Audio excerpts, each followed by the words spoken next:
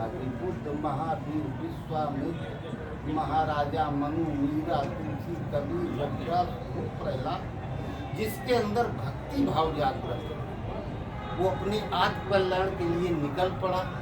भगवान की व्यवस्था, मनुष्य जब कुछ खोजने के लिए चलता है तो आगे मार्ग मिलने लगता है। गुरु मिल गए, गुरु ने विद्या बता दी, जंगल में तपस्या की, ब्रह्म तत्व का साक्षात्कार किया। इतिहास आध्यात्मिक तो यही कहता है, उसी परंपरा से हम लोग। ये जो अर्जुन अखाड़ा है, आप किसी अखाड़े से बिलोंग नहीं करते हैं। महाराज जी ये बताइए, वर्तमान समय में जो युवा बच्चे हैं, बहुत सारे हैं, तो वो गुरु बनाने को लेकर के बड़े असमंजस में रहते हैं। बहुत सारे पेरेंट्स भी ये कहते हैं कि हम बिना गुरु के भी भगवान को प्राप्त कर सकते हैं। तो जैसा कि यहाँ पर गीता की बात हो रही है, पवित्र यथार्थ गीता अनुसार क्या हमें गुरु धारण करना चाहिए या बिना गुरु की प्राप्ति के भी हम ईश्वर के परमात्मा को प्राप्त कर सकते हैं? हाँ, ये बहुत अच्छी बात, ये उत्तम प्रश्न, ये एक समस्या। देखो, बिना गुरु के कुछ पा नहीं सकते। गुरु बिन भवनिध तरिय न कोई, जो विरंच शंकर सम।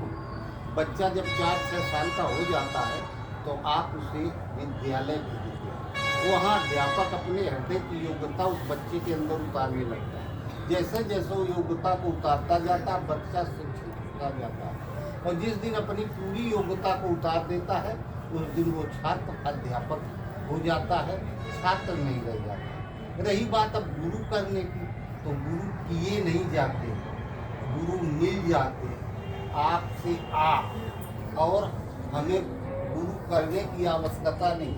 भगवान कृष्ण ने गीता में, गोस्वामी तुलसीदास जी ने रामायण में, रामायण तुलसीदास जी ने नहीं लिखी।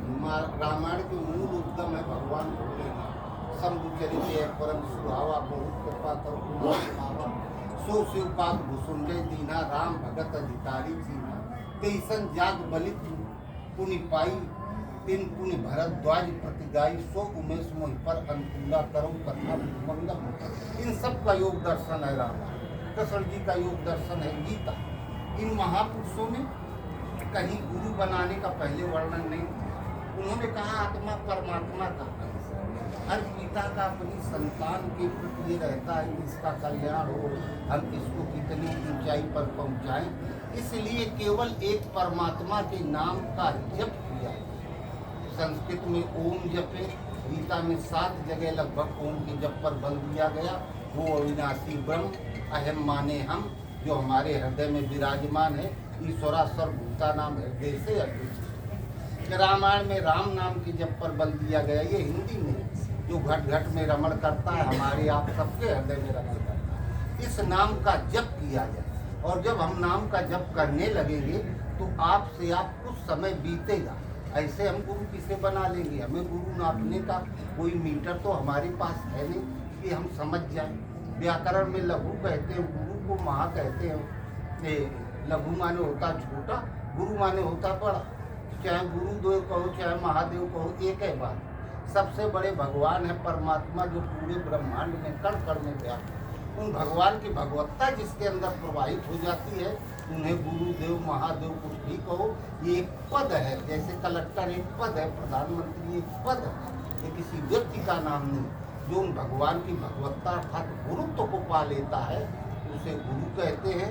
ये शिष्य 7 समुंदर पार है तो भी इनके नेटवर्क के बाहर नहीं रहता। महाराज जी जैसे कि